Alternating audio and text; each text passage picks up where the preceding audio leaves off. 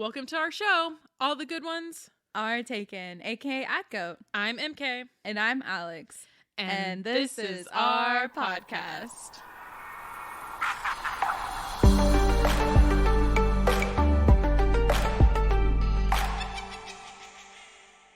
Ooh.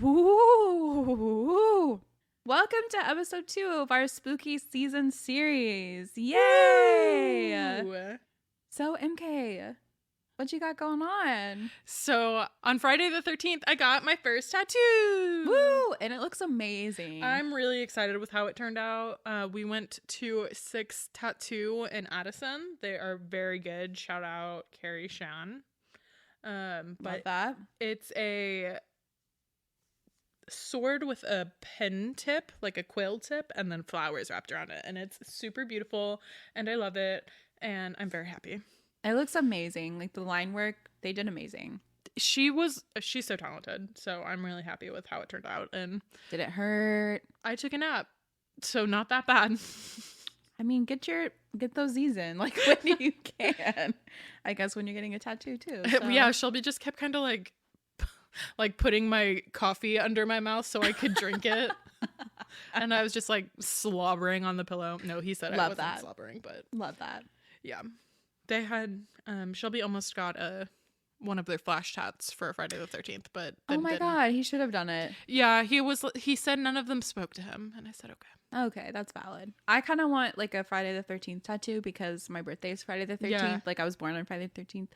But I'm so indecisive about tattoos. Like I just have the one matching with like Jade and Leanne and I. So I'll probably hold off on it. But I'm glad you got yours done. I know you've been wanting it for a really long time. Yeah, I've had the design idea since March, maybe even February, actually, I think, because I had it when we went on our trip. So yeah. I'm glad that I finally did and found an artist that I liked, and it's everything that I wanted, and I'm very happy. Are you gonna get more tattoos? Yeah. Yay! Absolutely. Okay. Yeah. I already have ideas. Like, I kind of want to put like more flowers around, like wrap it around almost. That would be really pretty. My forearm. Like continue the vines, maybe like around. Beautiful. Yay! Yeah. So that's pretty much the only news I have. If I haven't told you already, Mom, I'm sorry. This is She's the first gonna time love hearing it. about. We'll see. Surprise! I know. Well, never mind. But my mom was also concerned when I got my tattoo. Yours is literally hardly noticeable. I was like, it's a star behind my ear. Like, she's obviously come around. I'm like, obviously. God. We can't talk today. She's obviously come around to the idea, but it took a little second. She's like, She did one of those like mom like things, and I was like, it's okay. It's fine.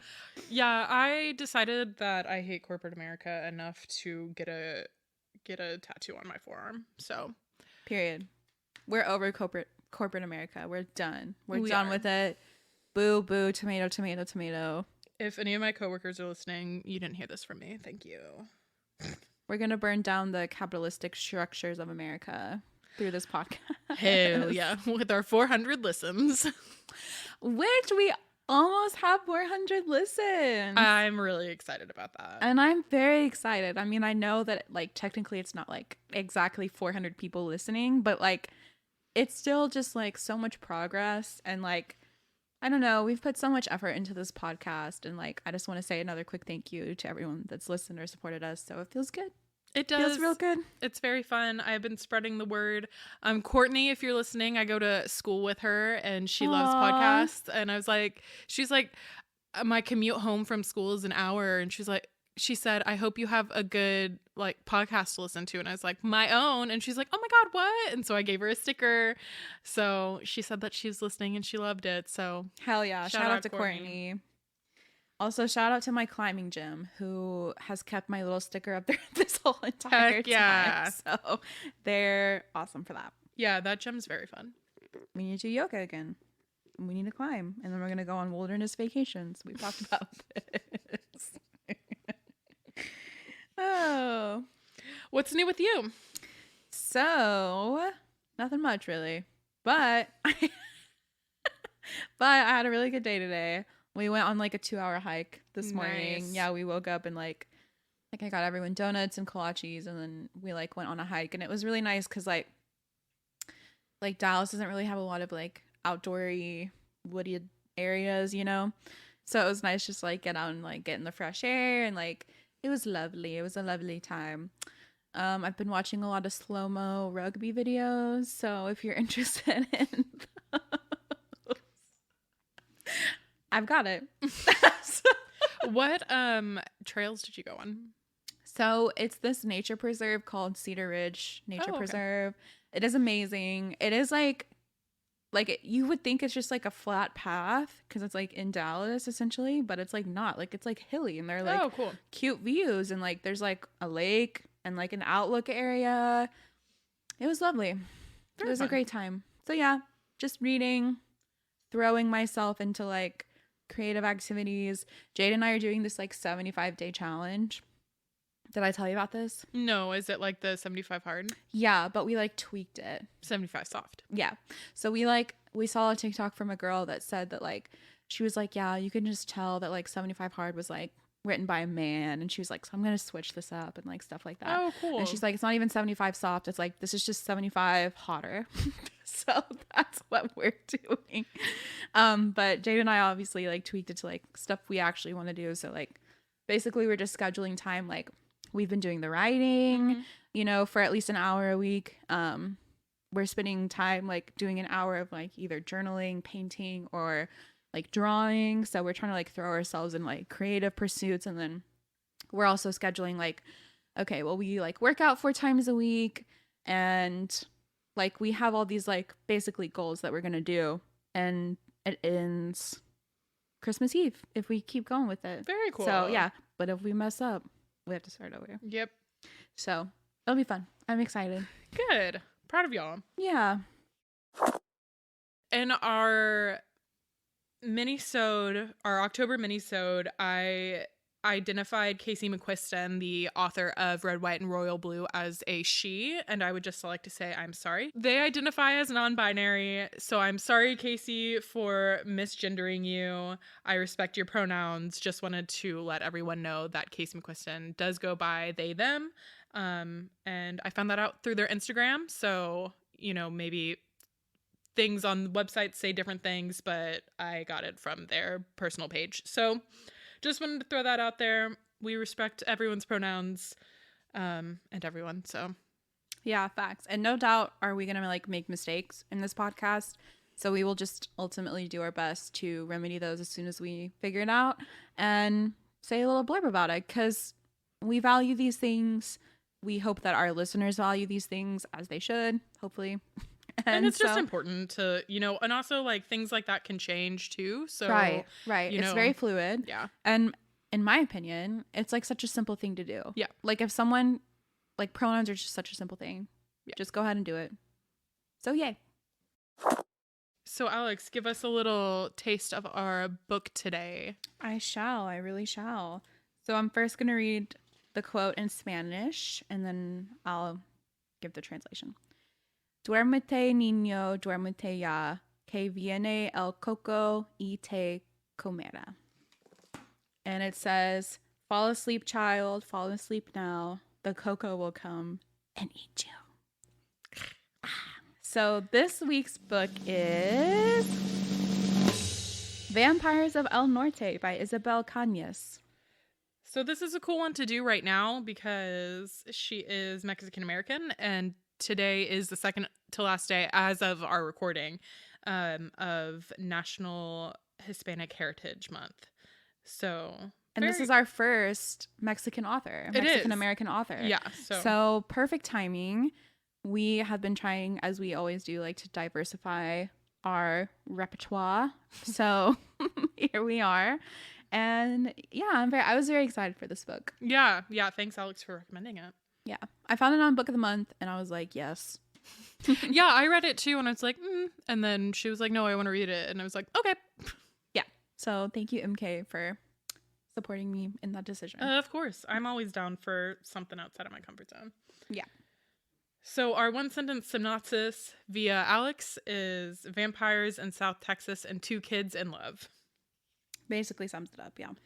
So ChatGPT is giving us like novels. A wholesome there, yeah. In the eerie moonlit landscape of South Texas, where the dusty remnants of history intertwine with the whispers of the supernatural, a dark and enigmatic present lurks. Vampires.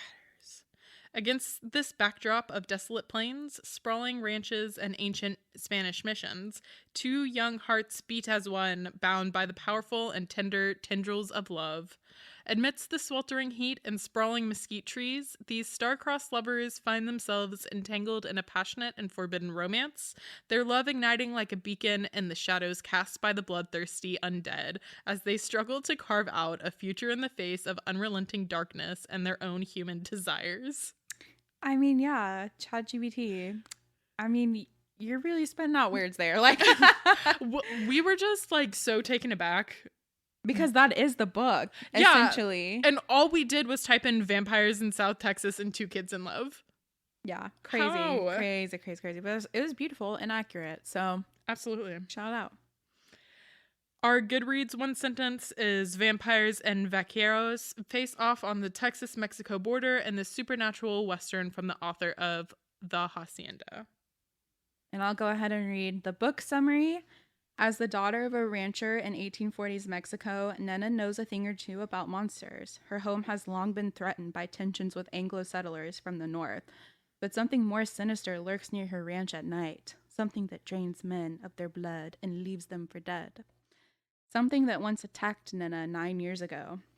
Believing Nena dead, Nestor has been on the run from his grief ever since, moving from ranch to ranch working as a vaquero, but no amount of drink can dispel the night terrors of sharp teeth, and no woman can erase his childhood sweetheart from his mind.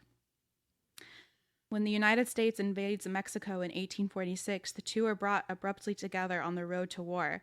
Nena is a curandera, a healer striving to prove her worth to her father so that he does not marry her off to a stranger, and Nestor is a member of the auxiliary cavalry of ranchers and vaqueros.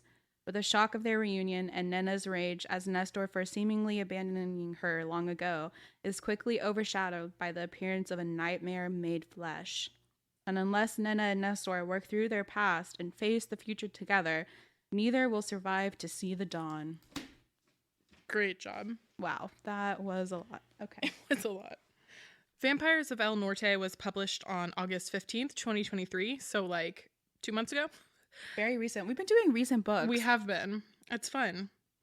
And it has a 3.96 star rating on Goodreads. As I said earlier, it's as of this recording, it's National Hispanic Heritage Month, but when it comes out, it no longer will be. But just a reminder to keep diversifying your authors. A little bit more about Isabel. Isabel Cañas is a Mexican-American speculative fiction writer. After having lived in Mexico, Scotland, Egypt, Turkey, and New York City, among other places, she has settled in the Pacific Northwest. She holds a doctorate in Near Eastern languages and civilizations and writes fiction inspired by her research and her heritage. Lovely. We're going to start with the author's note and kind of just like the inspiration of the book, which I thought was really cool and like needed to be pointed out. So this is Cañas's second novel, Vampires of El Norte. So she wrote this while she was defending her dissertation, which cool.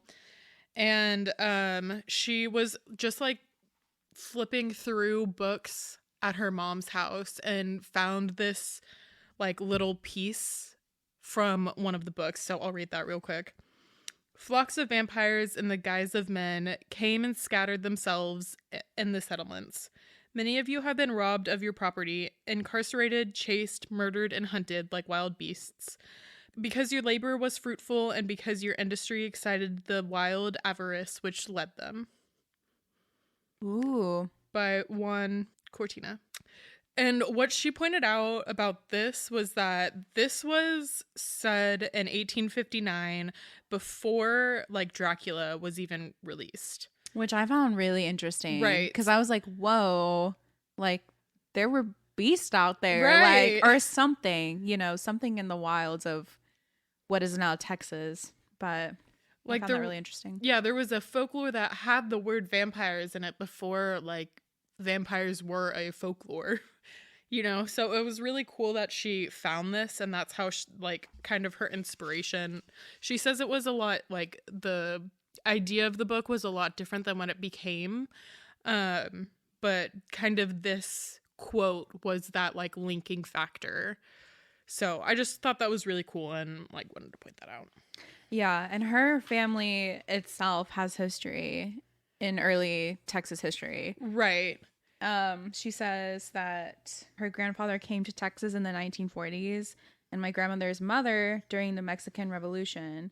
But the rest of my grandmother's family, the Rio Grande Valley is a pocket of the world where the border has moved more often than people living there. And that's so true. Like, it's been such a tumultuous history. Yeah. With Texas, with Mexico, with the United States, all that messiness. Yeah, so she says a lot of people asked her, like, when did your family come to this country?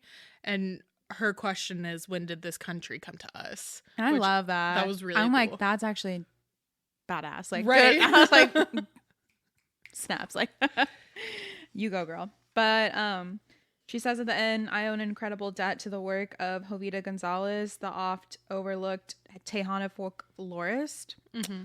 And she's the author of Dew on the Thorn, Life Along the Border, a landmark Tejana thesis. In the posthumously published Caballero, a monumental work of historical fiction that was deeply influential on early drafts of Vampires of El Norte. So I think it's very cool that she pulled from, like, all these really, like, mystical folklore tales, but also has ties to her own, like, family history. Like, I love that a lot. Yeah. And I think a lot of these books she got, you know, from her family's, you know, libraries. But if you look in her author's note, like, you can find all of the text if you want to know more about the history of kind of this South Texas, Mexico, USA border situation. It's very interesting. And as, like, growing up in Texas, we had to take Texas history. I was just going to talk about that. So it's, you know. We know. Yeah. I mean, not a lot, because they dubious. Well, I'm sure also, like, you learn more about the, like, border stuff if you lived closer to the border. Yeah. But, like, and also everything we learned is, like, in the eyes of, like, the US. Exactly. So. Written by white people. Yeah. Yeah. So problematic, dubious at best. But yeah, I mean, like, I remember Texas history being, like, one of my favorite classes because, like, I had this really cool 8th grade teacher who she's actually passed now. But, oh, wait, no, it was 7th grade.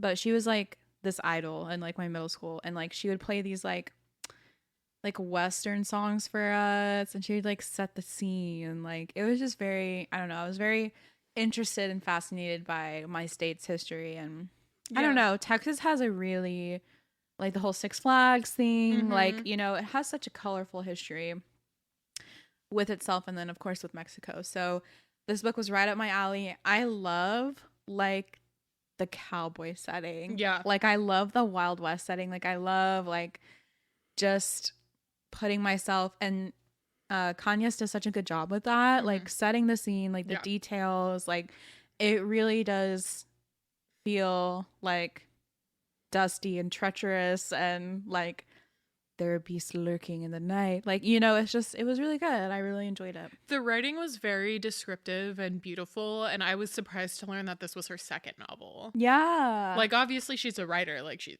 does scholarly research and stuff, but it was really cool just to see, like, how early she is in her, like, writing career. So fiction writing career. Yeah. So good on her. Thank you for providing us this piece of fiction. This book takes place October 1st, 1837. That's where it opens. So we're starting with Nena and Nestor. So on Nena's father's rancho, Anglos come and ask if their land is being sold or their cattle is being, like, up for sale. And they've noticed, like, there's an uptick in stolen cattle, and ranchers are, like, leaving in the middle of the night. So they're like, something fishy is up. Right. And as it is with those Anglos. And So Nena's family is sitting around the table talking about what to do about the Anglos. They discuss marrying off Felix, her brother, but there's no one for him to marry. So they start talking about marrying off Nena, who again is 13. Um, but in her mind, she's also like, I don't want to marry anyone. Like, I want to be with Nestor. As she should. Right.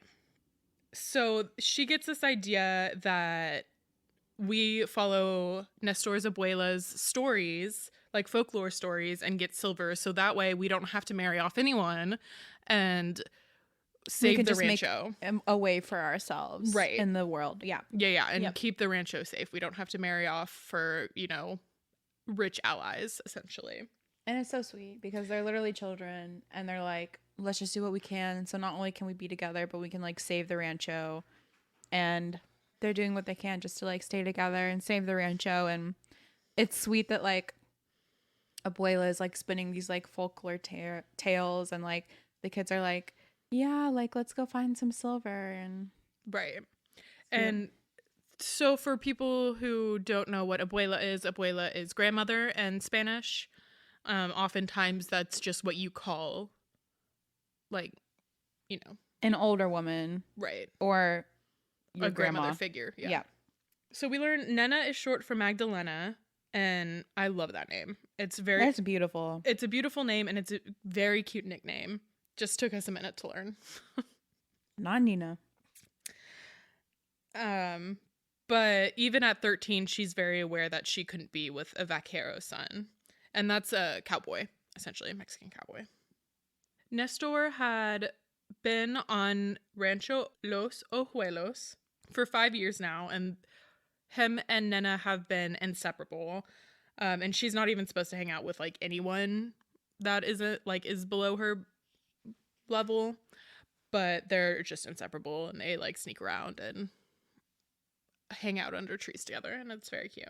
Yeah, there's definitely like a set hierarchy. Oh yeah. It's from the very beginning. Like it's interesting to think about like the social dynamics of that time. Right. You know, like she was the daughter of the patron, which is like the owner and like boss of the ranch essentially. And then of course so she's expected to be like a lady and like can't be hanging around with these like young vaqueros and stuff like that. Right. So they sneak out that night. They're 13 years old and they're going to go dig under a tree based off of one of Abuela's folklore stories to find the silver buried there. When they arrive, they find a silver orb, or like gold, an orb floating, glinting. And that's where the silver's supposed to be buried. So they walk over to it. But Nena is feeling like super uneasy, like it's dead silent, no crickets or wind rustling or anything. So right as Nestor hits the shovel into the ground, a creature appears and like attacks Nena and bites her on the neck.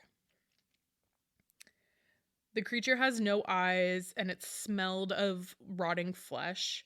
So he kills the creature by like hitting it on the head with the shovel and it turns to ash, but Nena is still unconscious from the wound on her neck and he like immediately brings her back to the house for Abuela to fix her.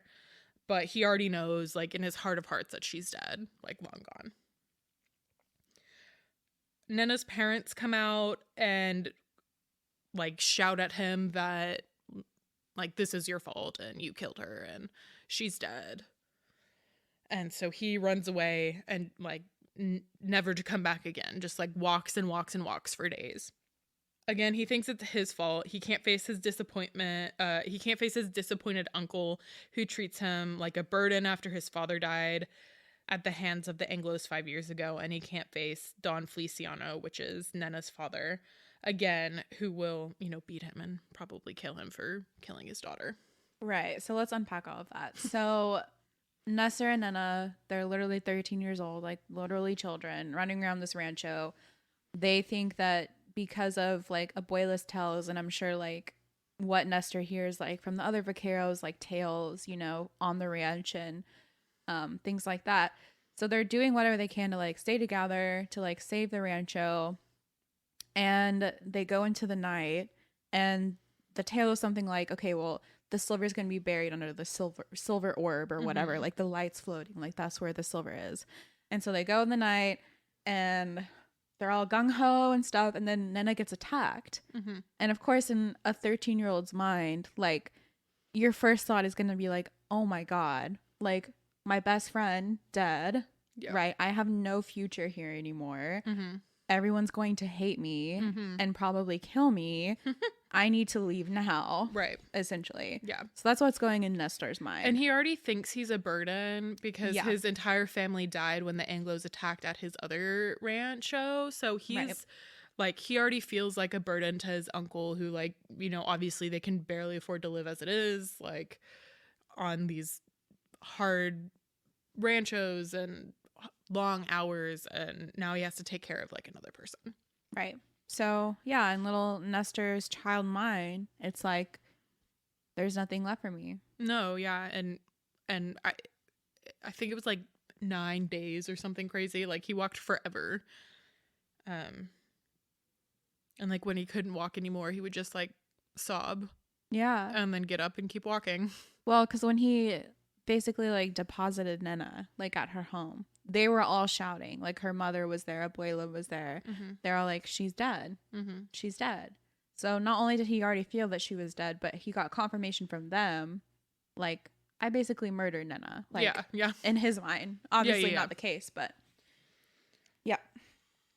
Poor Nestor. Ah, poor Nestor. 9 years later, it is February 1846, and we're in Laredo.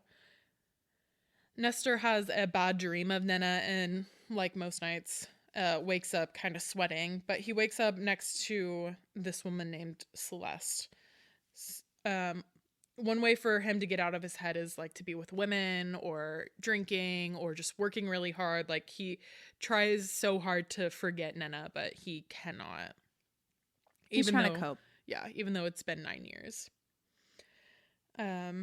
But she's a good businesswoman, so he thinks, you know, maybe if I sleep with her, I'll learn some like tips and tricks, and I can finally buy my own. Even though I can't share it with Nena, I can buy my own rancho and build it from the ground up.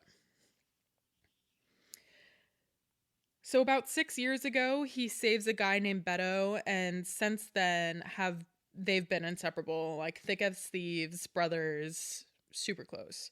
Beto tells him to, take a week off to rest. He's been in his head too much, but he just won't because he needs to keep busy. So he goes on this next trip with them. I love Beto. I know. Top 10 characters.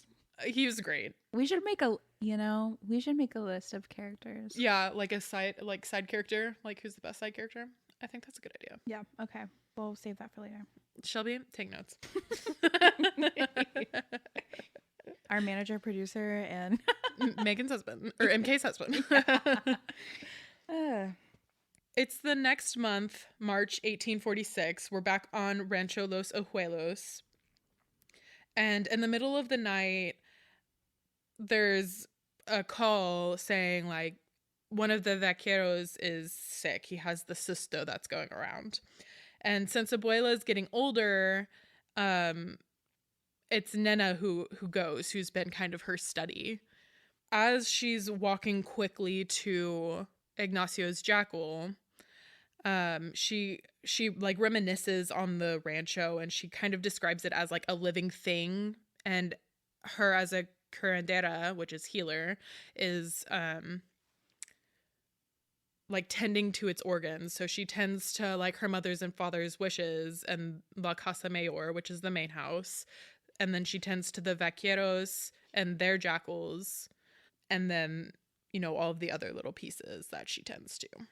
Right. And so they have the main house, right, which is La Casa Mayor. And then they have like all the other buildings accompanying the main house.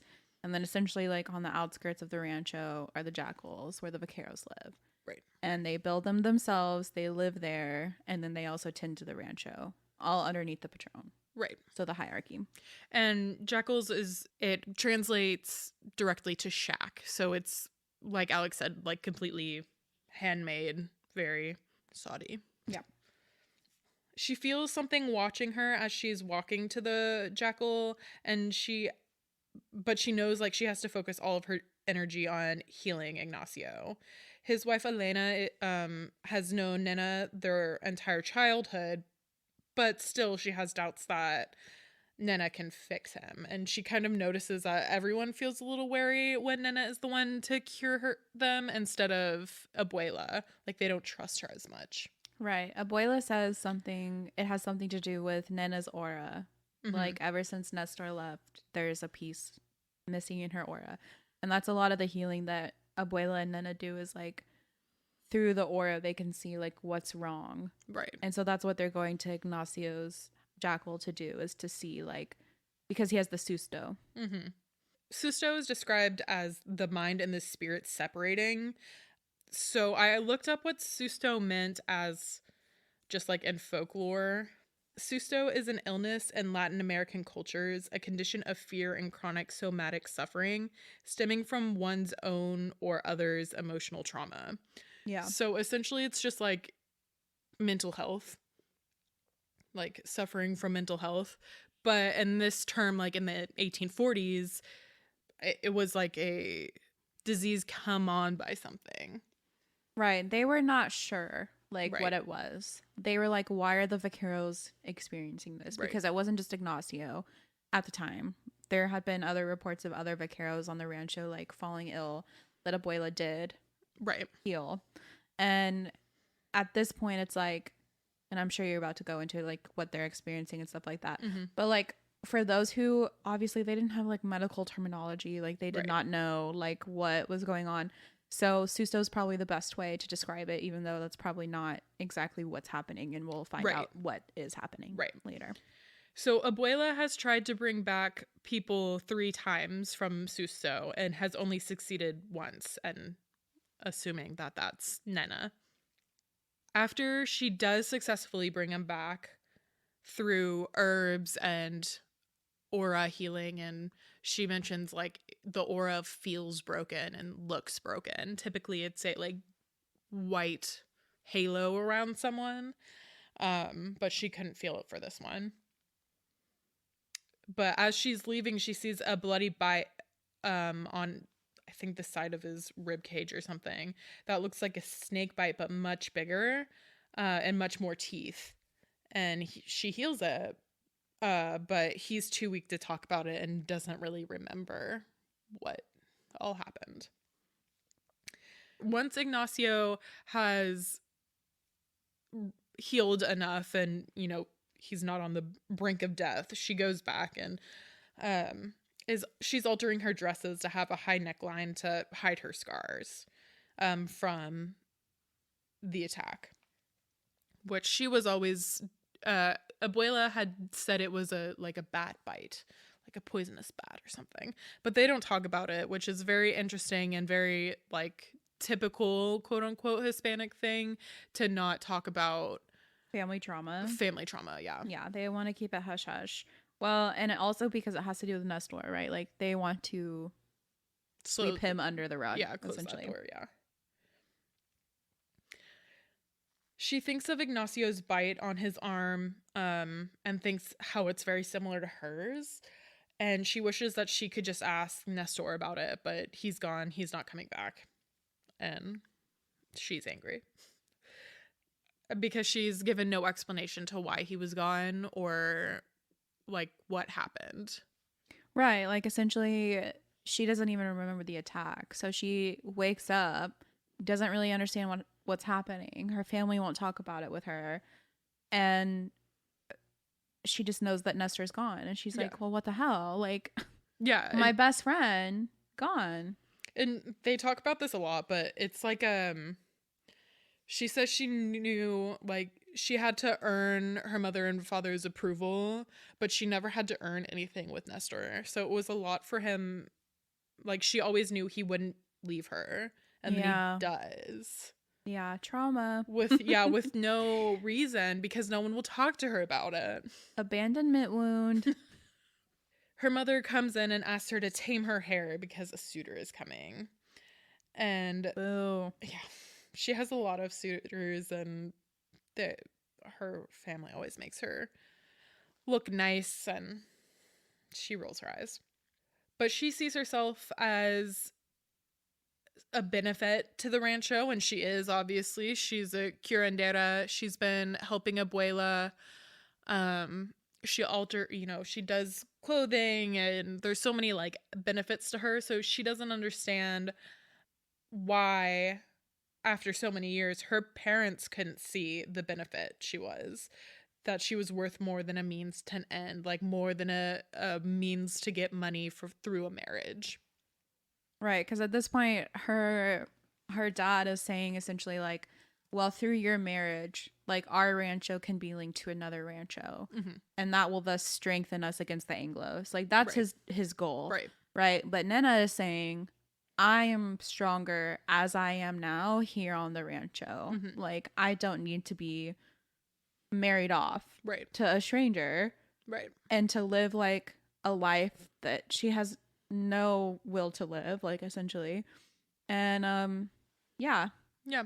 And especially with like Abuela's old age, like they'll need a new curandera anyway. So like, why can't she be it? Exactly. Here's a quote from the book. Everyone on the rancho was a prisoner of Papa's moods, especially his anger. It was not fair to punish Mama for carrying out his will. So Nena would brush and plait her hair, made frizzy by the heat of the morning, and pin it back up off of her neck. She would wash away the soil that always traveled to her cheeks and nose from the herb garden. She would transform into the wealthy ranchero's daughter she was meant to be when she met these suitors: obliging, ornamental, obedient. Yikes. It all made her want to shed her skin like the witch in Abuela's story, let everything that made her a woman fall to the ground, to be salted and ruined as she flew into the night, her bones bare and cold in the starlight. Which is just foreshadowing. Yes. Right there. But I love that quote. Yeah, me too. So like, let everything that made her a woman fall to the ground and be salted and ruin as she flew into the night, her bones bare and cold in the starlight. Damn. That's some good writing. She's so talented. That is some good writing. That, like, I feel that way. Yeah. Like, I feel that way now. Well, so I remember when I was reading it, I highlighted that first paragraph, and then I kept reading, and I was like, no, gotta bring that highlighter back out.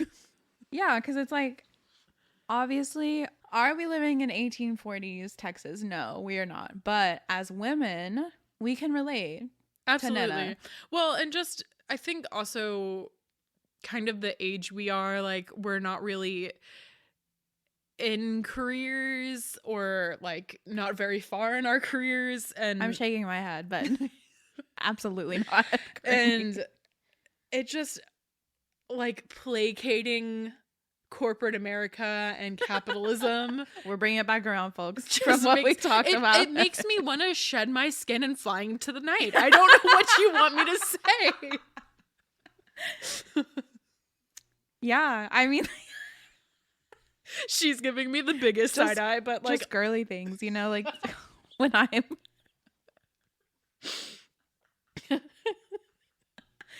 I don't know, when things don't go my way, yeah, like I want to shed my skin and salt the earth and rattle my bones. Like, I don't know.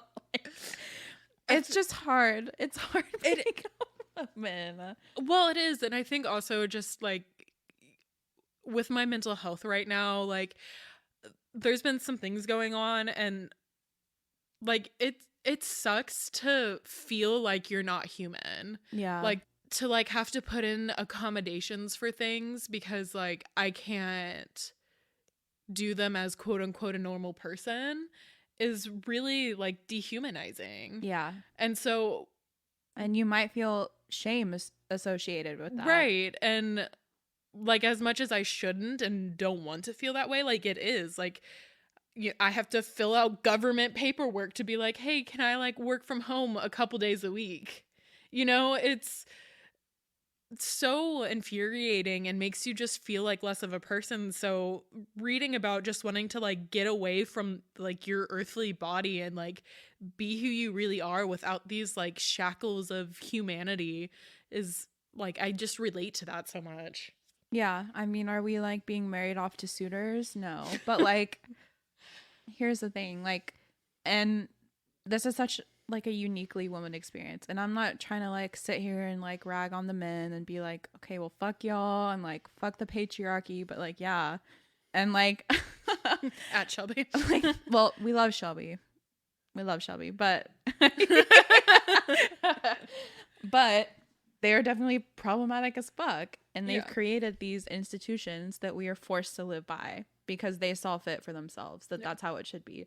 And it's really unfortunate because not only does it not benefit pretty much anyone but the white male, Yeah. it's like so I'm reading this book right now, which I want to talk about later in the minisode. But it's talking about themes of like how if you're not living like your actualized life, like if you are unhappy in your life currently, you basically feel the need to like be theatrical, like everywhere you go, in everyone's presence, like in your job, your personal Like life, your acting, home, you're acting, you're putting on this like mask essentially. And it's like, why the fuck do we have to do that? Like, life is already hard. Like, the world is hard. Like, there are wars raging currently.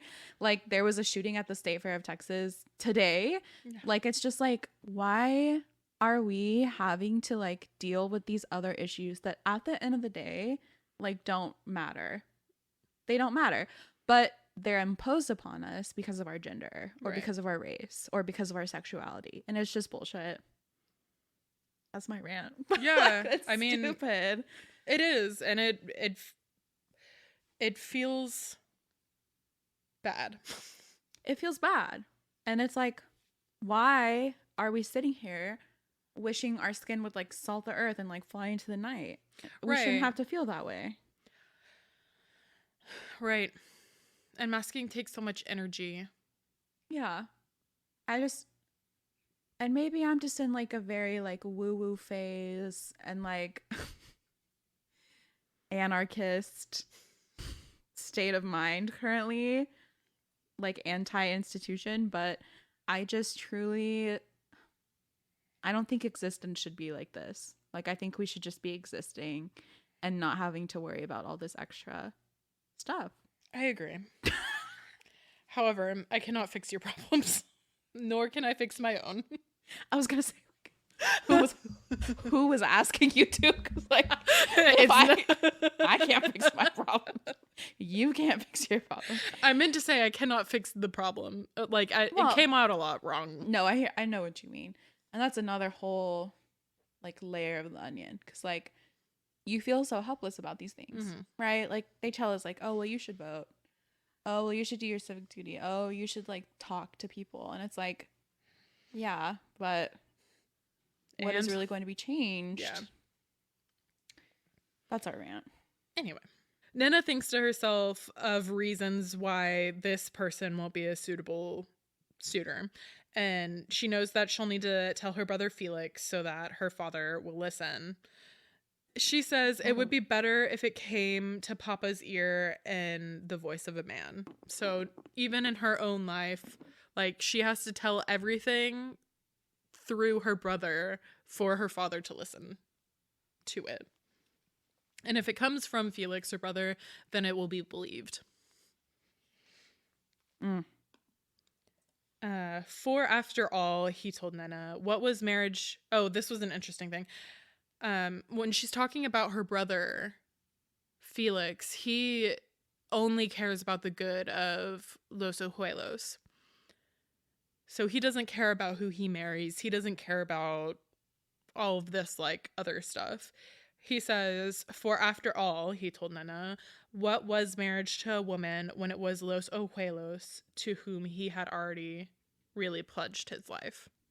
Right. Why is it so easy for Felix to say that and to say it proudly with his chest to his parents, and for Nana to like have the opposite reaction? Right. I mean, that's exactly it, because Nana doesn't get to have a say in her life. Like, if she moves to a different rancho, she has to go into a whole different pecking order. Yep. She's going to be the lowest on the totem pole, and then always have to report to her husband. Nightmare. Oh, God. The neighboring ranch owner comes over before the suitor comes, telling them that people are starting to invade the ranchos, and all of the neighboring ranch owners decide to get a squadron together. Nana invites herself to be the healer because they'll need a healer on the war ground. And her father says that's fine as long as you marry when you return. Which I'm honestly surprised that he let her go in the first place. But like, it's facts. Like, he was this close to not even letting her go. Yeah. And it's like, okay, well, in this society, like, y'all need women to be healers. Like, that is their position in like the battlefield or whatever. Right. So I just found it interesting. But she goes. Yeah, and it wasn't even, she kept bringing it up, and it wasn't until Felix was like, yeah, she's right, that her dad was like, oh yeah, okay, fine. Which just rolled my eyes. Like, I don't know. Felix should be running the rancho. Right. And even he has side-eye moments. Oh yeah, for sure. For sure. It's now the next month, April in 1846. We're back in Laredo. Nestor writes a few times a year to his uncle Barnaby, dictated by Felix because, of course, a Vaquero can't write or read. But he gets a letter just from Felix himself asking for him to come back to Los Huelos and fight with the squadron, which after a lot of back and forth, he decides to do, and he has his friend Beto coming with him. I love their friendship because at this time, like, Beto and Nestor are like riding together, right? Beto can tell that Nestor's had like a fucked up history, but Nestor never wants to talk about it. And Beto just kind of lets him like do his thing. Like, Beto knows that like whenever Nestor is ready, like he can come and talk to Beto. And they just have a very good friendship. They do. Like, I love healthy male companionship. Yeah. It's great. I think also Beto kind of sees himself as like an older brother or uncle almost, because I mean, they're like, there's a bit of an age difference. Hardly any, but at that time feels very significant, you know? Yeah. And Beto also teaches Nestor English. Right. Because Beto is half American, half Mexican. Right. So his appearance is all white. So we'll get to that in a minute. Right. Coming back into town, everyone's really excited to see Nestor and alarmed that he's with Beto, who is white, because they're like, you're friends with Anglos? This is weird. But quickly he gets them unalarmed. Nestor sees his abuela, and she says, oh, I really liked this. When Jesus Christ told the story of the prodigal son, he says the father forgave the boy. But did he talk about the boy's grandmother? No, because she was angry, and that would ruin a pretty fable. I love Abuela. I know. She's cute, full of heart, great character. Nestor's freaking out about seeing everyone and is confused why everyone's like happy to see him, because he of course thinks that he killed the ranchero's daughter and everyone loved Nena, and so he doesn't understand what's going on. But he decided to come back regardless because he knows in his heart like that is his home, right? And he would do anything to protect it. And his family is there. It was time for him to come home, right? But then he sees Nena at this assembly that they have. She's sitting right next to her mom, and they like make eye contact, and he has a full-blown panic attack. He literally goes to throw up. Like he runs away to go throws up. Yeah. I love that reaction. The fundamental truth in which he has built every one of those years was wrong. Right. So he built up the truth inside of himself this whole time of thinking that Nena was dead, that he basically had a hand in her death, and then he just ran, right? So now that that's not the truth, like his entire world essentially has fallen apart. Like the foundations on which he built himself in adulthood, because they are adults at this point, has shaken. Yeah, I mean, could you imagine like creating your entire life based off a lie almost? You know, like that's 9 years of his life. That's almost half of it. Yeah. I understand his thought process, like as a child, but I was also like so angry. I was like, you stupid boy. Like in my opinion, I was like, well, I guess he literally was fearing for his life. But in my mind, I was like, why would you not stay for like her funeral? Why would you not stay like even like 2 minutes long? Well, he wouldn't have been invited to the funeral. Would he not? No, he killed her. Well, I guess he could like watch from afar. I mean, yeah, I get what you're saying, but then it wouldn't be a pretty fable, Alex. Okay, well, I guess we wouldn't have a story, but in my mind, I was like, you stupid boy. I get what you mean. And But I love Nestor. I'm not trying to rag on right. him. I mean, he was stupid, but he was also 13. Yeah, that's enough said. And also it's a different like time period. So it wasn't like anyone could just be like, yeah, she was What, send a text like, oh, Yeah. Nana's good. Yeah. Thumbs up emoji, like, come back at any time. Like, We miss you. love abuela. Nena, of course, is furious and upset that he's back. And he's not even back for her. He's back to fight for the rancho. So she spent the last 9 years of her life begging her brother to send letters, but he wouldn't do it. Which is so shitty. It's so shitty. Because that would also have saved a buttload of time. But it was inappropriate. God, just get over it. They were already running around in the woods at night. Like, I don't know what you want her to do. At this point, they're married. Like, I'm sorry. If you're running around in the woods at night in 1840s Mexico / Texas, then yeah, you're practically more than married. Yeah. So, anyway. I like that that's her standard of marriage. I'm just saying, they're sneaking No. out of the house. She's the mayor's daughter. That's some spicy stuff. I'm not saying they were doing anything, but I'm But, like, just they saying, could like, have the been. scandal. Yeah, Well, we find that out later that, yeah, they were smooching. they smooched once, but That's a smooch in and of itself. And I it was a cute smooch. love how Nana was like, oh, like, I want to try. Like, I heard, like, my cousins talking about kissing and that, like, the guys were so bad. Like, I want to practice. I was like, girl, just. Because she knew he would never initiate it. It was so cute. It was such a sweet moment. They're 13. So tender. love Probably even younger than 13 at that point. Yeah, I don't know. So in these 9 years, she begged her brother Felix to write or to send the letters she wrote, and they wouldn't. And everyone, including Abuela, was just like, get over it because he's not coming back. Crazy. And it would make your dad mad. So just, Don't do it. yep. That's sad. So after the assembly, when he knocks on the door to speak to her, she just closes it in his face. This pissed me off. Like, I was like, Nena's reaction did make me upset. no, like, I loved Nena's reaction. Like, I was like, yes, ma'am. Oh.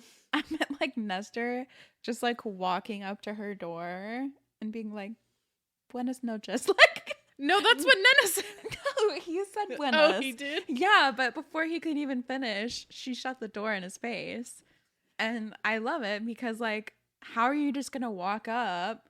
I know he's trying to, like, play by, like, the standard, like, societal rules. He's or trying to whatever, reckon like. with the fact that he thought she was dead. Okay, but, like, go up and say something different. What's he gonna say? You're the love of my life. I've missed you for the last 9 years, and I've been sleeping with women and trying to cope, and I've been on the ranch, and, like, I keep thinking. You think Nestor's gonna say? He hardly says that to freaking Beto. But it's Nana.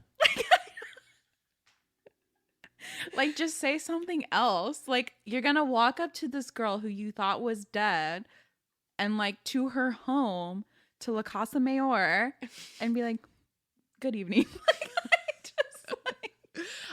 Stop. Like, So I understand her or him a lot more. Like, I understand he's obviously not good with confrontation. no, clearly not. I mean, the boy's He been ran through a lot. away when he thought he was gonna get whipped. I mean, no doubt he has gone through trauma. Like, he is a traumatized young man. But you need to do something different. Or, like, I don't know. He should have said something different, but I understand that he couldn't. Yeah. I get that. Yeah, I will give him that. And as she closes the door, she thinks, it would hurt too bad to open up this wound again.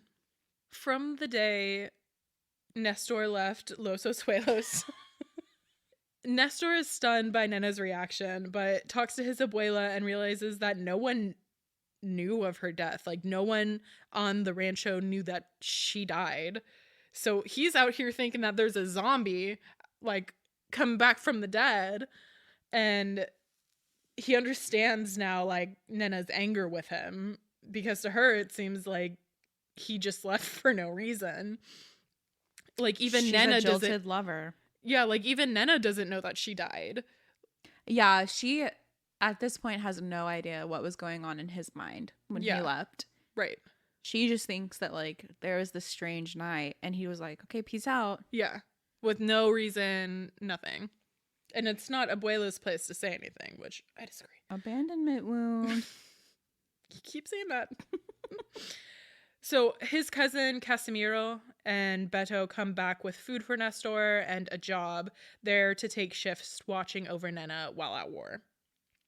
This is a quote from Nestor. He says, "From the day he left Los Ojuelos, a part of him knew that his life was now a game of second bests, of good enough. A meager harvest grown in the long shadow of her absence. None of that was true anymore." Yep. He just stayed like 2 more minutes. He could have. So as he's in his jackal with his abuela, Casimiro, his cousin, and Beto come back with food for Nestor and a job. They are to take shifts watching over Nena while at war. In his mind, he's thinking, maybe I can talk to her about this. Like, maybe I can explain, like, bitch, you were dead. Like, your father was going to kill me. I had to peace. And maybe she'll understand. Right. He does not have the words to do that, though. Or any words. Correct. So they get going. During their travels, Nestor keeps trying to talk to Nena during their shifts. And he keeps, like, saying, like, oh, the weather's nice, or how are you? Or, like, stupid things. Yeah, like, small talk. And she's just like, you can't just, like, erase the 9 years that you were gone. Like, fuck you. Yeah. And just keeps, like, shutting him down. So on the 9-day walk to the war, people are talking about Susto. Some thought it was a Yankee weapon that mauled and poisoned, which made Nena nervous. With Nestor's small talk, she is just upset that, like, she was destroyed by him leaving, and it seems like he was just a fine old vaquero, like, sleeping around, drinking, having a fine old time. Right. So like they're on the road. Obviously, she's traveling close with the vaqueros, right? And at night, the vaqueros all tell these tales, right? All these tall tales. And Beto, as she hears from like a distance, because obviously she's not like sitting there associating with them directly. But she hears Beto start talking about Nestor's time, like on the road together. And he starts describing like his like prowess with women and like how he can like down a calf and like the roping and whatever vaqueros do. Okay. And like his skill in that. Clearly he doesn't have skill in words or communication, but but he's described as being able to charm like anything, and then like with Nena he's just like buenos. Yeah, like which made me so angry. I was like, oh my god. But that's because they're soulmates, so it makes sense. But yeah, so she overhears these stories and she's like, okay, great. Well, you came to my home, you said buenas like an idiot, and now I hear that you've been like sleeping around, drinking, like living this bachelor's life. Well, I've been stuck at home knitting and like being sad about you. And it's, of course she's angry. So right when they like kind of have a breakthrough, they find this eviscerated bull that's obviously from another rancho because it has a brand, branding cattle, to indicate, that it was from another ranch. So it should be a healthy animal, full and ready to be slaughtered or whatever they do. And it's like, looks like it was in a drought. Like you could see the ribs just like completely like desiccated. Right. So when the ranchos decided to like come together, like bond together, they are taking not only like the men of the household, but they're taking like all of their staff, which would be like the vaqueros, like the men of the ranch. And all of their cattle. Like it's coming with them. Like they're traveling together in this like kind of like Oregon style trail business is what I can imagine. Okay, that's how I picture it. And they're traveling down to the southern tip of Texas near the border to meet the Mexican army. Like they're joining the Mexican army there. So Nana is traveling with these men, and yeah, Nestor's doing his best to make amends, and it's not working. No. So they have a little like 3-pitch hum that means something on Los Abuelos. So like if you do 2, it's like, hey, come when you can. If you do 3, then it's like, get your ass here now. I'm dying. So he does the 2 whistles. And while they wait for someone, they're like trying to talk this out. But which is unsuccessful. As always. And Nena's like, what do you mean you thought I was dead? Like, I'm fucking standing right here. Like, no one's mentioned this to me. I'm confused. And then the darkness just like swallows them up and everything feels sinister. And Nestor draws out his gun and Nena like hides behind him. And then Beto and Casimiro, his cousin, appear. Right. Nestor's not doing a good job of explaining any of this. No. He's just like, but you died. And she's like, what the fuck? No, but like, fuck you. Like, like, stop telling tales like you do at the campfire. Like, yeah, she literally thinks that like it's an excuse. Like, yeah. So they appear, and the humming that surrounds them subsides. Nena asks for Beto to accompany her to the river instead. But he just is like, no, there's obviously something out here. So y'all all go back to the fire. I'll go get the water myself. which is a mistake. Right. So right when they get back to camp, they hear a scream, and it's Beto from the river. So the vaqueros, like, including Nestor, race over. As he approaches, he sees a human-like figure bent over Beto, just like with Nena 9 years ago. And he patches the wound on his arm as best as he can, and he, like, races him back so Nena can work on him as a curandera. Thankfully, she's able to bring Beto back, but, I mean, he's just as Nena was, lifeless and unable to remember anything. So Nestor's freaking out. It's everything with Nena all over again. And he's like frantically trying to explain to her, like, this is what happened with you in front of everyone. And she's like, stop telling tales. Like, you're making a scene. Like, we're not even supposed to talk to each other. Like, you're so lowly below me or whatever. And also she's just pissed. He literally has like PTSD. Yeah. And she's like, stop lying. Yeah. It's like not great. Like, neither of them are communicating very well. No, they're having a tough time. He tells Nena, you know, this is what happened to you, but she's too angry to just like hear anything. Her father comes over and, you know, is approving her work, and she's like, well, I can't have like Nestor out here like screwing up the progress I'm making as like an independent woman. Like, I need to prove my worth, and Nestor can't be involved in that. Well, she cares so much what her dad thinks of her, right? Yeah. So that's why she even really wanted to come on like this journey. Yeah, she wanted to prove that she was valuable as a curandera and not as a wife. Yeah, to the ranch. Like, she wanted to prove like, okay, this is what I can do for the ranch. And so she goes, and like, this is like her first opportunity to be like, look, Dad, look what I can do. Look how valuable I am. Like, I'm saving your men. Yeah. Look at me. So once Beto is okay, she goes to her tent and is starting to think that maybe Nestor's vaquero tale about the injury isn't that incorrect. Because it's happened with Ignacio, it happened with Beto, and she can't explain the scars that are on her shoulder. So as they're making their way to the border, Don Felix, and I guess I didn't explain this earlier, but Don and Donna mean Mr. and Mrs. essentially. So when pronouncing like a master of the house or their like family, you would say Don first name or Donna first name. So to Nestor, Felix is Don Felix. So he comes over, tells Nestor to stop fixating on Nina. It's been way too long. Stop obsessing over her. Like, it's gross. It won't work. Know your spot, essentially. And Nestor's like, you know what? I'm actually not going to do that. He says nearly a decade of grief shaped his understanding of the world. He knew, with the acute awareness of a much older man, that there were some things too precious to lose.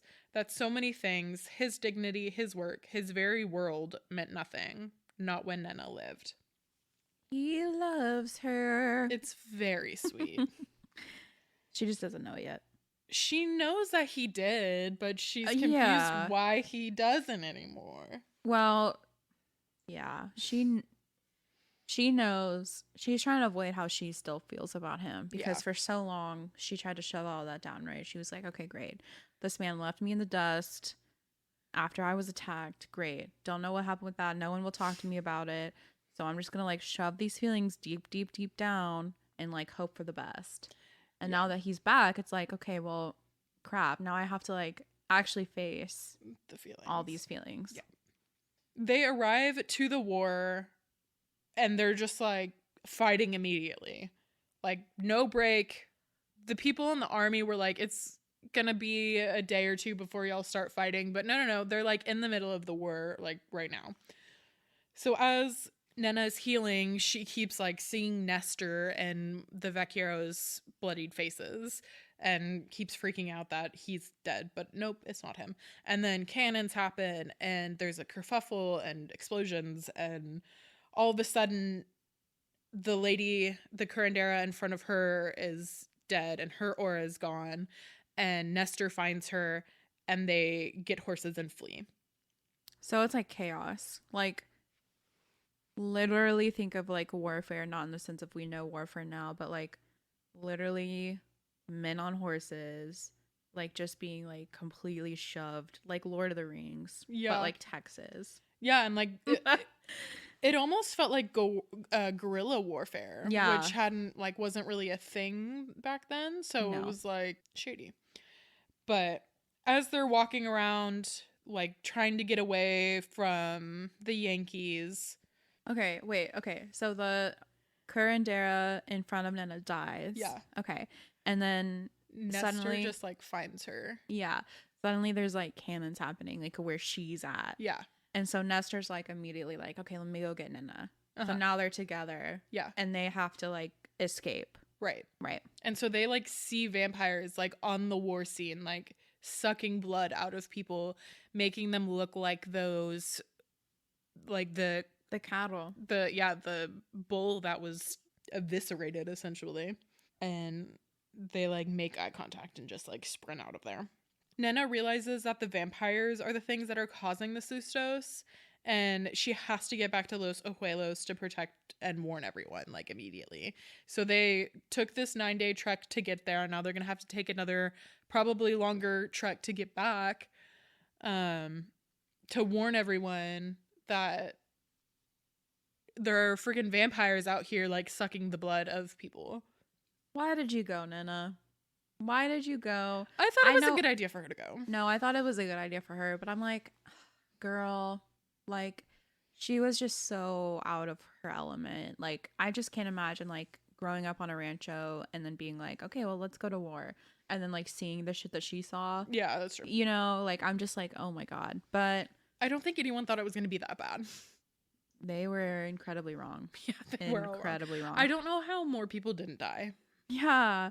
Well, I mean, because like at that point, not only are bodies getting like eviscerated by like cannons and like swords and like knives and things like that, but like there is no like treatment for infection. There is no treatment for like open wounds, like rub some rosemary on it. Yeah, I mean, her healer's kit carries rosemary. That was that was the main thing, babe. And that's how she felt your aura, and you lived or you died. So Nestor's like, okay, fine. I guess if you're going to go back to Los Ojuelos, like, I have to come with you. I'm not going to just let you wander back home alone. You don't even know how to get there. So and of course he wouldn't leave her anyway. But no. Nestor says, every sleepless night spent composing speeches to her lifted its wings and rose, flying from his mind with the synchronized grace of a dozen herons. every clever, passionate word he had committed to memory as he rode behind her and Don Feliciano melted away. Get a grub. He had nothing. He was empty-handed. So he just like, I have so many words to say, and then he like is face to face with her and is like, You're thinking like, my words will lift its wings on the wind and like rise to meet her and like the love and like. no, he's saying that his words flew away like a dozen Oh. herons. I thought that was you saying that he was like composing these words to say to her. What he was like, what he had all of these speeches ready to say to her for him to like confess his love. And then when he gets face to face with her, they fly away like a dozen herons. It was so specific. Like, why a heron? But anyway. Why not a heron? Why not a heron? Okay, that makes me feel better. Yeah. Nina says, ever since you left, I've been the perfect daughter, she says softly. Perhaps because he left, Mama and Papa's love was a fragile, fickle thing. Nestor was the one person she had trusted to never stop loving her, to never leave her. With him gone, scarcity seized her life in a brute fist, squeezing her dry. If she disobeyed her parents, if she stepped a toe out of line, she could lose everything they gave. Couldn't she? I have changed and I'm tired of it. I'm tired of being good, of being nice, she says to him. Nestor's trying to like goad her into being mean. He says, you didn't used to be this nice. Like you used to tease me all the time and like we can get her back, essentially. Right. So at this point, he knows that like his words are failing him. Yeah. He knows that like just trying to outright talk to her is not going to happen. So he's like, okay, well, I'm going to joke with her. I'm going to try to soften her up just like Beto softens him up. Yeah. Of course, they get into a fight over this. Nina says her dad would rather kill a man before Vecchiero's son marries Nina. Which, relax. Yeah, he's just like, be mean, like, I can take it. And then she's like, yeah, well, my dad would rather kill you than let me marry you. Like, I mean, I know she feels pain and I know that like she's been struggling, but like, girl, like that is like home. Like, yeah, that was it. Home. You sent that man to his grave already, just like with your words. There's no need for daddy. Like, no, you're there. And he just like turns around and is like, why'd you say that? Well, you're pushing my fucking buttons. Like, this is what you get. And then a Yankee appears. It's like every time they're close to talking about it, something comes. There's an event, yeah. So a Yankee appears, but it's like creepy. Like a zombie. Definitely zombie-ish. Nestor like shoots him, and then a monster just like crawls out of his body, which I didn't understand where that came from at all. Okay, so like in my mind, like I guess when a person is bitten by the vampire, like they're in susto, right? Yeah. But then if they're not healed, yeah, if they're not healed, then they go into this like zombie like state, and then when you kill the body, the vampire like comes out of the body. Interesting. That's how in my mind it worked. Okay. So is there a difference between like being in susto like Nena was and being like eviscerated? Yeah, like you would have to like the body would die. Like the soul's dead. Yeah. The soul, you're not there anymore, right. But the body is still working because of the vampire. Right. Whatever. Magic. Okay. And then it's when Nestor shoots the body that the vampire's like, I just like, I just assumed that if you like, as the vampire made it so that it like there was no blood left, it was dead, like got like no vampire in that baby. I assume if like you're a failed susto, that's how a vampire is made. Mm-hmm. Okay. Yeah. Either way. Okay. I don't know. That's not explained. No. Yeah. I just thought it was really funny that it like crawled out of its mouth. I was like, oh my God. Wow. The vampire swung Nestor off, dislocating his shoulder and rendering him useless for the rest of the fight. And Nena's like, okay, what am I gonna do? Oh yes, I remember Abuela's story about cutting off El Cuco's head. So she just grabs the machete and fights it and finally kills it, and it disintegrates into ash. Yay. As she's getting Nestor back into the jackal that they found, she's like seducing him to set his shoulder. And I thought it was really funny. I mean, facts. Like, if you need to get something done, like, where Nestor's like in pain and like, I love you, and like, I've loved you for 9 years, but I thought you were dead, and she's like putting on the little like sultry hats, like, just it was really funny. She's like, being close to you, it does something to me. Snap. She's a badass. Yeah. As she fixes his shoulder, she checks on the horses, all of his other injuries, he's fine. They sit shoulder to shoulder as they used to under the trees as they fall asleep. And he says, I couldn't face it. A world without you, I'm not brave enough. And he realizes that he's crying for the first time in 9 years, probably. They hold hands as he falls asleep, just like they did as children. They take turns keeping watch, yeah. And the Yankee body is just suddenly gone. They start their travels in the morning back to Los Ojuelos, and they hunt and eat and bathe. And every time she looks over, Nestor is behaving and not even glancing at her. And she says, so why did she feel her mood dip when he didn't? Why should she want him to see her combing her wet hair? It was a stupid thought. Yeah, I relate to that. Yeah. Like, why aren't your eyes on me? Because it's funny because, like, if his eyes had been on her, she would have been like, okay, you perverted, like, stupid man, like, get out of here, whatever. But then he's being so good about it, you know, because he respects her so much and, like, loves her. And she's like, interesting. So you don't love so me? You don't. So you hate me and you think I'm ugly.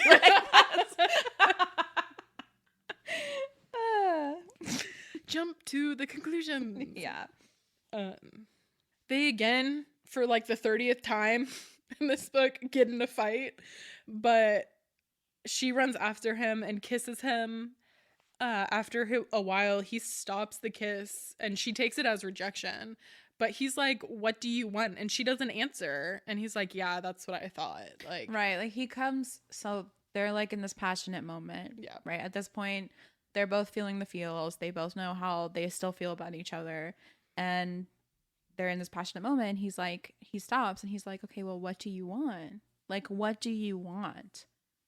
What do you want? Like, because like I can't keep kissing you if you are gonna go marry some rich rancho. Yeah, like, and that's on self-respect, brother. Like, and also he like loves her too much. Yeah, like he doesn't want to ruin her virtue, to taint anything. It's giving very much The Notebook. He literally says that in The Notebook. What do you want? Oh, please. And Kay was like, yeah. It's giving The Notebook. I haven't seen The Notebook in years because it makes me cry. It's a hot mood when he's like, what do you want? You're right. She's feeling rejected, so she's quiet this whole like couple, I don't know if it's a day or a couple days back, but they finally stumble upon a group of carreteras, which are like sellers, kind of. They pretend they're married so that no one like cops a move on her, and they share a meal with them, the fire, stories around the group, and he tells the tale of them, essentially like the whole, remember when you died 9 years ago and then I fled and came back and you were still here? Okay, so a couple of things. So for one, they decide that they're gonna pretend like they're married because like if they were caught just out and about together, like anyone could easily say that because she's the daughter of like the ranchero patron, that he like kidnapped her. Oh, that's right. Yeah. Yeah. So they're pretending to be married, but also he starts spinning this tale as if he's not even talking about him and Nina. Right, yeah. And so it made me so sad. Like I was like, Nestor, what are you doing to her? I know. And so after like when they're getting their bedroll, he asks how like what she thought of it, and she says, I don't like how it ended. And he says, you can change the ending if you want. I cried. I didn't cry, but my heart cried. Yep. So they stay the night around the campfire with the carreteras. She says, as they're falling asleep, I don't think it's repulsive being married to a vaquero, not if it's the right one. And he says, not everyone thinks that. And she says, I know, but sometimes I don't care. So she's kind of like finally coming around to being like, you and me forever, perhaps. Or more like, okay, like I'm gonna start thinking about like defying my family. Yeah. Yeah. But also in and in forever and ever. And ever. Yeah. As they were departing the camp with supplies, one of the leaders comes over and brings them a bag of salt and doesn't say anything about this. So it just implies that he knew what else was out there. The dangers. They wanted to ask questions, but he's just like, they're all getting going. So no questions were able to be asked. Nestor says in his mind, he's not going to kiss her again until he tells her he intends to marry her. But he's so caught up and how to have that conversation. Like he's again rehearsing it and, gonna proclaim his love and all of these things, and he doesn't have the words again. So Nestor teaches Nena to shoot a gun, and they're flirting and touching and close. And when he's just about to lean in, they hear English. And they're away from their horses, just like in the middle of the field. So they're freaking out that they're going to get captured or shot at or whatever. But they see it's the Yankees with chained up vampires. And the vampires are like screaming, and they all kind of like look at Nena as like, you were like bitten by us. Like they could sense it. They're connected. Yeah. They run away and find a cave to stop in for the night. After lining the cave with salt, Nena says she thinks that they're using the Yankees are using the vampires against them to weaken their like strong men, and so that they can, ultimately get their land. Which is such an interesting concept. Right. That I love that Kanye's put in the book, because like in my mind, this was like an allegory to like symbolize that like the Americans, the people of the United States, and specifically like the Texas Rangers were like the vampires at this time. Right. Right. And that's why I wanted to talk about the author's note first, because that's, that's what it was, is like these vampires are the ones that are like sucking coming them to take this land, destroying these people's lives, like, and like sucking them of. Well, and it could also be a metaphor for like the rancheros themselves. Yeah, true. Like the patrons are bleeding, like using their vaqueros dry, like they're bleeding them dry. Yeah. Just for work and for nothing. Yeah, like you get some money, but not enough to go do anything on your own. No, they're bound to the ranchero. And Nestor brings it up a couple times, or at least once. He's like, well, I'm a free man. Like, I don't report to anyone. And like, all of the vaqueros on Los Ojuelos, they're all indebted to your father. Like, they don't get to leave. Yeah. And she's like, well, that's a privilege. Like, he's a great man. And he's like, that's not how how it is, babe. Like, that is not how it is. Nestor made his own life by leaving Los Abuelos. Yeah. He was able to like save his own money. He could work for whoever he wanted to work for. The vaqueros on the ranchero aren't allowed to do that. Mm-mm. Like his uncle and his cousin, they do not have that freedom. No, they don't get to leave because they're indebted to the patron. Mm-hmm. And if Nestor hadn't left, he wouldn't have been able to buy the portion of land that he is able to buy later. Yep. They're like in this cave together. They can't have the light on, and Nestor's finally saying to her, like, he wants to be with her, he wants to build her a home, he wants it to be like everything that they always dreamed of when they were 13. And in Nena's mind, it's everything that she's ever wanted to hear, but she knows it can't happen because of her dad and her reputation and her family and all of the stupid societal things. And so they're kissing, and she knows she should stop it, but she wants to have one night together for her to carry his memory with her forever, which I thought was real shitty of her. Yeah. I mean, she was basically like using him for his body. Absolutely. Which I mean, we can get you some girl. Like he's been out here getting his, but now you need yours. So I understand. But like, It's it was so different. dirty. Yeah. Because in Nestor's mind, like he's like 100% like, I'm going to marry you, Nina. Yeah. Like it is you and I or nothing. Like Yep. at this point, like without you, I literally have no will to live. So, yeah, for her to be like, all right, we'll take your pants off. Like it's just kind of like, and Kanye doesn't go into detail, which I'm okay with. I like the detail, but I'm okay with because like sometimes it's just good to have like a romance story without it. This book did not need spice in it. No, it did not. It had a lot of other kind of spicy details. Yeah. Not in the sex world. He takes first watch, but she's sleeping so peacefully he doesn't wake her. One of the horses like makes a noise, so he goes out to see what's up, and there are 3 vampires nearby, but they're not coming close because of the salt. He strengthens the salt barrier, and eventually the vampires retreat into the night, and just like the sounds of nature and life and everything else just like start up again. Like first it's one cricket, and then it's like all the other crickets in the wind, and he drew a circle around Nena and like stands over her. He's so good. I know, he's so sweet. He's so good. They finally the next day arrive home. They're grateful. They're all of the Nena's family is grateful that Nena is alive. Nestor knows his battles are just now beginning. It wasn't the war. And practically has a stare off with Donna Mercedes, Nena's mom.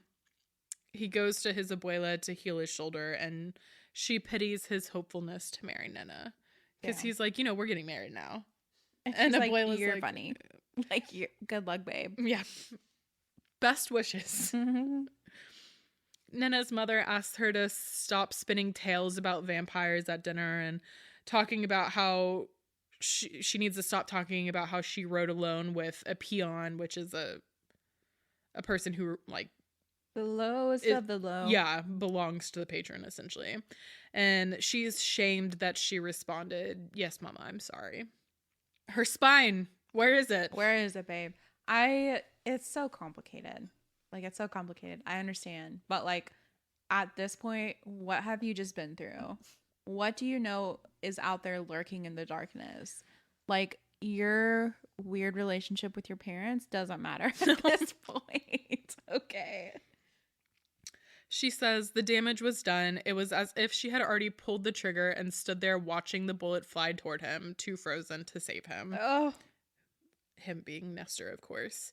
So because she's not immediately like standing up to her parents, she knows she's killing him and his hopes and dreams and love. Her dad and brother arrive back with the rest of the Vecchieros. Beto and Casimiro, Nestor's cousin, make it back. Beto and Nena agree that their scars can like feel when the vampires are near. It like itches underneath. But Beto was like, I'm too scared to like tell anyone about it. He's like, I thought I was crazy. Yeah. And like Nena's like, no, like I've been experiencing this my entire life. Her mother immediately riles her father up about Nestor and her suitability and how everyone will talk and her virtue and her reputation are ruined. Her father turns to go talk to Nestor immediately, and Nena races after him, but her mother says, "You're a child if you think he will listen to you." Which grinds my gears. Yeah, like I'm sorry that like Danya Mercedes doesn't have. Wait, is that her name? Yeah. Yeah. That Danya Mercedes doesn't have a backbone. Like I understand, like you're where we're gonna put Nena, if you had married her off. Like I understand that there's some like deep rooted feelings there. But like you can't be like ruining your daughter's life like that. Like that's crazy. And just shutting her down so forcefully, especially knowing what she just went through. Like she literally went to war where her husband and her son almost didn't come back, but Nena's back, and she traipsed through the darkness with these beasts, and then she's like, "You're a child." Huh? With only one other man to help her. Like, How about you do something? Like, what does she do? She doesn't do anything. Anyway. Nestor wakes up to an angry Don Feliciano, Nena's father, and Nestor's telling him of his plans to buy land and marry Nena, and we've talked about it, and we're ready to go. But Nena doesn't back him up, which This made me so angry at Nena. Like, this made me so angry. Like, I was on Nena's side this whole time. I was like, yeah, you're a bad bitch. You don't need no man. Good job shutting the door in his face. Like, you don't have to listen to his tales and his jokes or whatever. Like, but you love him. I know. Like, I get it. But, like, the fact that that her dad, like, verbatim asked her, like, is this true? Is it true what this man is saying? And she was like, no, Papa. Can you stop? I was... I just woke up from my nap and I read that and I was like, no. And then Nestor's is there like, this was all a lie again. Yeah, he's literally thrown to the ground by Don Feliciano and is banished from Los Abuelos. So he leaves and with anger in his heart, and he's like, I never should have trusted her. She never answered my questions when I asked, like, what do you want? Like, will you marry me? Which maybe sure you should have gotten confirmation before, but she slept with you, which was an indication of, yeah. Right. It doesn't even matter that they hadn't like verbatim said like, I will marry you. You will marry me. No, babe. At this point, y'all are together for life. Yeah. Sorry. It's Western 1846. We were talking about them traipsing together in the night. In the night. At that point, they were married. So like, I don't know what they kept traipsing through whatever through 9 days of traipsing. Yeah, that's vampires. A lot of traipsing for Missy to be like, nope. JK. God. Anyway, it's just a bigger picture. Right. Because of Nena's relationship with her dad, the role of a woman in the society, etc., etc., etc. Nena notices that everyone's upset at Vespers, which is like their nightly prayers. And Nena is finally understanding what Nestor said days ago. You know, some work harder and others keep the profit. She's finally seeing, like, everyone's unhappy with Don Feliciano, and because he banished Nestor. Right. And he knows that everyone's pissed and he doesn't say anything about it. Which is just so stupid because, like, I don't know. You're basically governing all these people. Like, you are in charge of these people's lives. These, like, they're living, like, their livelihood, everything. And for you to not even care that they're literally, like, upset with you about a decision that you made, like, that's a dangerous game to play. She's worried that if Nestor stays banished, then Abuela and the others will leave too. And that's not only going to be hard for, like, the vaqueros, but also, like, it makes the rancho less strong and less people to fight the vampires and the Yankees. She realizes by not saying anything to her father that she chose her fate. She chose not to be with Nestor. She's choosing this marriage to a rich man's son where she will live with and take orders from strangers. You know, she chose that by not saying anything. She wakes in the middle of the night to the Yankees' gunfire, and she, like, can feel under her scar that the vampires are here. She says there might be Yankees attacking the rancho, but Nena knew from the pain in her scar, prickling like 1,000 needles, that there was also something much, much worse. As Nestor is fleeing into the darkness, he realizes that he left again. He says when he was a boy, he fled because he was afraid of Don Feliciano. He turned his back on Nena and ran because the patron pointed at him and bellowed. If he stayed, everything would have been different. If they had been side by side, perhaps Nena would have had the strength to learn to say no to her father, to stand up to the demands of her parents, but he ran and he had run again. He knows that she's a strong and brave woman. She fights vampires, for God's sake, and, you know, helped with the horses and the food and did this, like, terrible, essentially, like, 20-day trek. And he realizes that he had made the same mistake she had when faced with Don Feliciano.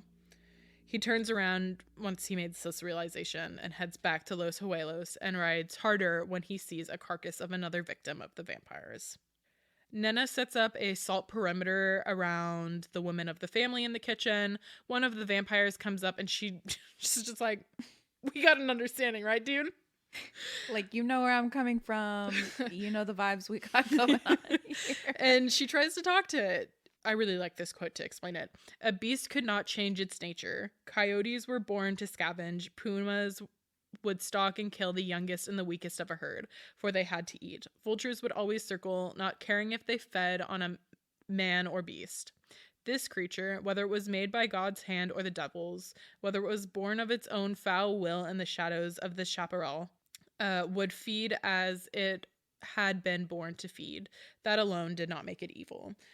So she's saying Facts. just because it It exists, exists. it doesn't mean it's a bad thing, which can be said about pretty much everything. Yep. She tells it that she won't hurt it, but she will. Like, she doesn't want to hurt it, but she will if she has to protect her family.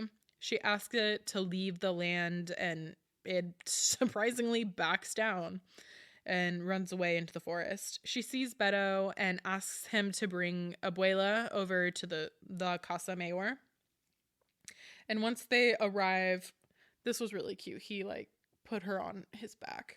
Yeah. Like, I ran was her like, sweet through. abuela. I love Beto. I love Top Beto. 10 characters. Once they arrive, Nena asks for Beto to protect them. She tells Beto, and if you ever see Nestor again, tell him I love him. So she's like, I'm dead. Like, I'm about to die. Like, I'm gonna throw my life away. And Beto's like, no, like, if it's that serious, come back. Like, I'll do it. And before he can stop her, she's running with Salt in hand towards the forest. So on the like forest outskirts, she finds 6 starving vampires chained and muzzled with a Yankee guarding them. He's about to shoot Nestor, but she distracts him. So Nestor made it back, but they're in the middle of a fight, so she can't be like, "Hey, what's up? You came back." And they have a quick standoff, her and the Yankee, but she shoots him, surprisingly, because this is the second time she's ever shot a gun. And she takes the keys from the chains and just is like, let's have a chat, vampires. Let's just talk this out. We're all adults here, probably. Yeah, probably. I don't know. Up close, they look like bats, which I thought was really cool. She says, I'm not going to hurt you. Please do not hurt me. And they don't attack. They wait for her to unlock all of the chains tied around them, and they're really pretty patient and not like they're not moving quickly like to scare her or anything. It was a good interaction. Yeah. She gets to they all like once they're unhooked, they just like sprint away into the night. And the last one, she can tell is like agitated and something seems like a little off, and it like slashes Nena, throwing her to the ground so it could get to the Yankee and suck its blood and run away. So they're buddies now. Nena and the vampires. Yeah. Nestor is having flashbacks, seeing Nena on the ground. First Nestor is having flashbacks of when the Yankees took over his first home at Rancho dos Cruces, and when he sees Nena hit by the vampire, he has to carry her back to La Casa Mayor. So part 2 of flashbacks for one day. Parallel. And he's remembering 9 years ago this exact walk with Nena against his chest from the same creatures, walking back to the house. Which I love this because, like, what has changed between then and now? That's a lot. A lot has changed. A lot has changed. They are completely different people. Yeah. They were children. Now they're adults. Yeah. They have lived 9 years apart. They have lived these lives. They have gone through war together. Now they're making the same journey back. And he is taking her back to La Casa Mayor, a changed man. Yeah. And then it's changed too. It's beautiful. It's a very, like, good parallel. Abuela asks Nestor to call her back with, like, from the susto. And this is the first time that Nestor is asked to do anything more than give Abuela supplies. So he's like, what do I do? And he just, like, says, come back to me, Nena. When Nena hears his voice, she thinks of how Abuela told her of her wounded aura. As Alex had mentioned earlier, though she's aching, she gets up to hug Nestor. She tells him she loves him and asks to marry him. He says, of course, and then her father comes in, displeased by Nestor's reappearance. And Nana says, I will go where Nestor goes, but you cannot afford for us to be separated. So, best for you to get used to this one real quick. Right. Like, she's essentially like, okay, you banished Nestor. So, like, if you stick to that, I am leaving with him. Yeah. But if you allow us to stay, we will make this ranchero stronger together. Yeah. And she's like, enough, Papa. Like, Yeah. she's like, which I was like, yeah, you needed to say that. Yeah, she from did. the get go. And I really liked, she says at the end of that chapter, like, I've made my choice, now you make yours. Yeah. Yeah. Badass woman fighting vampires and the patriarchy. Woo. We move to December 1846, so this is probably 6 months later, probably more than that. It's the Los Ojuelos Buenos Noches celebration, and the war, unfortunately, is still going on, and the government isn't stepping in to help them, but at least for this night, they can laugh and dance and sing and celebrate. Nestor and Nena are married. They got married in the middle of the summer after the workday, packing everyone who could into the chapel. Her parents weren't at the wedding, but Don Feliciano gave them a gift, which was a portion of Los Ojuelos land that joined up with Nestor's land, which he had bought nearby. The last bit of this book, the closing, is her seeing a vampire. They meet eyes, and it backs away as if, like, it remembered her almost. Respecting her. Yeah. And her life and her family and her land. Yeah. And she goes up to Nestor and kisses him and says, be careful. Yeah. Yay. So, MK. Final thoughts, ratings. Let's do it. It's midnight. What you got? I will say my Taylor Swift song for this book Yes. is Cowboy Like Me on the Yeehaw. Evermore album. Quote from the song, eyes full of stars, hustling for the good life. Never thought I'd meet you here. It could be love. We could be the way, and I know I'll pay for it. And the skeletons in both our closets plotted hard to fuck this up. I mean, that's pretty much the book. I know. I was like, damn, Taylor. And she got the advance copy. She did. And also today is Taylor Swift movie day. So I haven't gone to see it, but I know most of you did. So yay. Yay, I Taylor. will not be seeing it. Incorrect. I did give this book 3.5 stars. I thought it was beautifully written. I loved the plot. It was a little slow at times for me, just with how much description there was. But I thought the characters were really great. They were likable enough to be mad at them and like want them to be better. And they ended up being better. And I really enjoyed it. What about you? Yeah, so I really enjoyed this book. No doubt was it slow at some points, but I felt like it was fitting for what we were reading. Like, Yeah. I was like, okay, this is historical fiction. It's a romance. It was definitely like slow building up.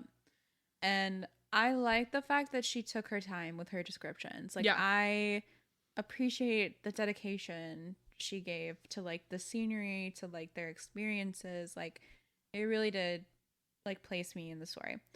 So I gave this book 4 stars out of 5. Nice. And I really liked it. Yeah. Like, it's something that I want to revisit. Like, maybe every year, like around Halloween, like I'll probably revisit it. Because I like that it wasn't so spooky, but it had like the vampires in it. I like the fact that we have like personal connection living in Texas. Yeah. I like the fact that it's a romance, but not necessarily needing like the smut factor in it. There were just so many good things, and the characters were so damn lovable. Like Abuela, like Beto, like Nestor, like Nena, like they were so amazing. I really liked all of it. I thought it was a perfect spooky season book. I'm really glad that you chose this, Alex. Yeah, I loved it. So thank you, Cañas. if you're looking for a book that has similar vibes to this, I would recommend also checking out Cañas' debut novel, which is The Hacienda, which I'm sure the cover at least seemed a lot like this. So I'll definitely be checking it out. But a book that I actually have read is Mexican Gothic by Silvia Moreno Garcia. It's kind of the same, Mexican horror. I thought it was a little bit more horror-y than this one. Right. So if you really like that description of like creepy houses, old history, like old Mexican history, check that one out for sure if you liked this one. So yeah, check out those similar books. And if you like this, those were some great recs. So thank you. Yeah, and our next book will be Fourth Wing by Rebecca Yarros. Yay! I'm actually so excited for this one. We're super excited for this one. We've had our notes ready for this one for a long time, and it will be out just in time for the Iron Flame release, which we have both pre-ordered. Yes. I'm very excited. We will, if you need a refresher before you get into Iron Flame, or you're just like, what's the hype? Check out our discussion. Yeah. But in the meantime, tune in next week for a special surprise Halloween episode on October 31st. Yay! As always, email us at atgoatpod@gmail.com with suggestions or book recommendations or literally anything. We'd love to hear from you. Check out our social media @goatpod on Instagram and TikTok. And you can also find my bookstagram at Peas Reads. Yay! Thank you so much for listening. This has been book number 2 for spooky season. We'll have another surprise episode, like MK said, coming out on October 31st. And until then, thank you. And this has been All the Good Ones are taken.